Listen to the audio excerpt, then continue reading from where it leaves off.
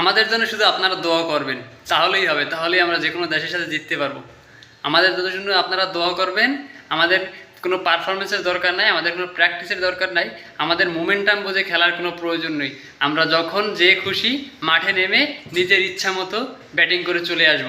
আমরা চিন্তা করবো না পিচের কী অবস্থা বা এরপরে আমাদের টিম বর্তমানে কোন পজিশনে আছে, আমরা এটা চিন্তা না করে আমরা যে যার ইচ্ছা খুশি মতো খেলে চলে আসবো। শুধুমাত্র যদি আপনারা দোয়া করেন তাহলেই আমরা কিন্তু বিশ্বের বড় বড় শক্তিশালী দলকে হারিয়ে দিতে পারি। আপনাদের দোয়া ব্যতীত আমরা কিন্তু সামনে করতে পারবো না। আপনারা যদি দোয়া না করেন সেক্ষেত্রে কিন্তু আমরা ম্যাচ জিততে পারবো না, আমাদের পারফরমেন্স দিয়ে কিন্তু আমরা ম্যাচ জিততে পারবো না। এটাই হলো বর্তমানে বাংলাদেশ টিম না, মায়ের দোয়া ক্রিকেট টিমের অবস্থা। আমরা যারা সাধারণ জনগণ আছি, আমরা যারা ক্রিকেট প্রেমী আছি, আমরা যারা সাপোর্টাররা আছি, তাদের কাজ হলো শুধু দোয়া করা। আর যারা ক্রিকেটাররা আছে তাদের কাজ হলো সারাদিন ফোনে রিলস বানিয়ে বিভিন্ন ব্র্যান্ডের প্রমোশন করে তারপর গিয়ে মাঠে খেলা। তাদের প্র্যাকটিসের না আছে প্রয়োজন, না আছে তাদের মোমেন্টাম বুঝে খেলার প্রয়োজন। ভারত বাংলাদেশ প্রথম টি-20 সিরিজের প্রথম ম্যাচে আপনারা দেখছেন যে বাংলাদেশ 19 ওভারে অল আউট হয়ে গিয়ে রান করেছে মাত্র 127।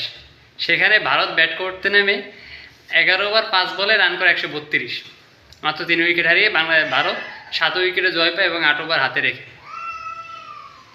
বাংলাদেশ যখন ব্যাট করতে নামে তখন সেটা হয়ে যায় বোলিং পিচ, তাদের বল ব্যাটে লাগে না, বল খালি সুইং করে, বলের পেস বেড়ে যায়। কিন্তু যখন ইন্ডিয়া ব্যাট করতে নামলো তখন চিত্রটা কিন্তু ভিন্ন, তখন হয়ে যায় সেটা ব্যাটিং পিচ, বল মারে 6, বল মারে 6।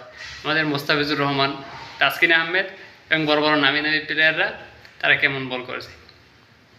এখানে থেকে একটা প্রশ্ন আসবে যে টার্গেট দিয়েছে সেখানে এটাকে সেভ করা বা এটাকে চেস করে আর কি ধরে রাখা অনেকটা কষ্টসাধ্য, কিন্তু সেটা ঠিক। কিন্তু আমাদের ব্যাটিংরা কী করেছে, আমাদের ব্যাটিংরা যে যার খুশি মতো ইচ্ছা মতো মাঠে নেমে যে যার ইচ্ছা মতো খেলে তারপর সে উপরে আউট হয়ে উঠে গেছে। দলের যে একটা মোমেন্টাম আছে, এই মুহূর্তে আমাদের কোনভাবে খেলা উচিত বা এই মুহূর্তে কোনভাবে খেলে আমাদের টিমটা সামনের দিকে আগাবে, আমরা একটা ভালো একটা টার্গেট দিতে পারবো, সে ধরনের কোনো চিন্তাভাবনা না রেখে যে যার খুশি মতো কিন্তু খেলে উঠে গেছে। আপনারা তো এক ম্যাচ জিতলে সেই ম্যাচের প্রেস কনফারেন্স এবং পরবর্তীতে সেই ম্যাচ নিয়ে আলোচনা করতে করতে আপনাদের 10 ম্যাচের কোনো হুঁশ থাকে না। পরবর্তী 10 ম্যাচে আপনারা হারবেন না জিতবেন এ নিয়ে আপনাদের কোনো মাথা ব্যথা নাই। আপনারা এক ম্যাচ জিতছেন, সেই ম্যাচ নিয়ে আপনারা ভিডিও করেন, রিলস করেন, ইত্যাদি ইত্যাদি করতে আপনাদের প্রমোশন করতে করতে আপনাদের দিন শেষ হয়ে যায়। আপনারা কোন ফাঁকে প্র্যাকটিস করবেন, আপনারা কখন পরবর্তী ম্যাচ নিয়ে পরিকল্পনা করবেন সেটা নিয়ে আপনাদের কোনো মাথা ব্যথা নাই। আমাদের তাসকিন ভাই, আমাদের মোস্তাফিজ ভাই, তারা খুব মারাত্মক বল করেছে আজকে। তারা 4 ওভারও করা লাগে না, এক একজনে কিন্তু 40+ রান দিয়ে ফেলেছে। আমাদের যারা ব্যাটিংরা আছে তারা শুরু থেকে নেমে তারা তো আপনারা দেখতেই পেয়েছেন কেমন খেলেছে। তাদের ভিতরে না ছিল কোনো মোমেন্টাম, না ছিল কোনো ম্যাচ যে আমরা কোন পর্যায়ে আছি সেই একটা মোতাবেক যে খেলা, তাদের ভিতরে এমন কোনো আর কি আচরণ লক্ষ্য আপনারা করেননি। যে যার ইচ্ছা খুশি মতো খেলে চলে গেছে। খেলবেই না কেন, তারা তো চিন্তা করে মায়ের দোয়া ক্রিকেট টিম, আমাদের জন্য তো সবাই দোয়া করতেছে, আমরা যেমন খেলি তাতেই চলবে, সবাই আমাদের জন্য দোয়া করতেছে, এটা তো তাদের কিছু আসে যায় না।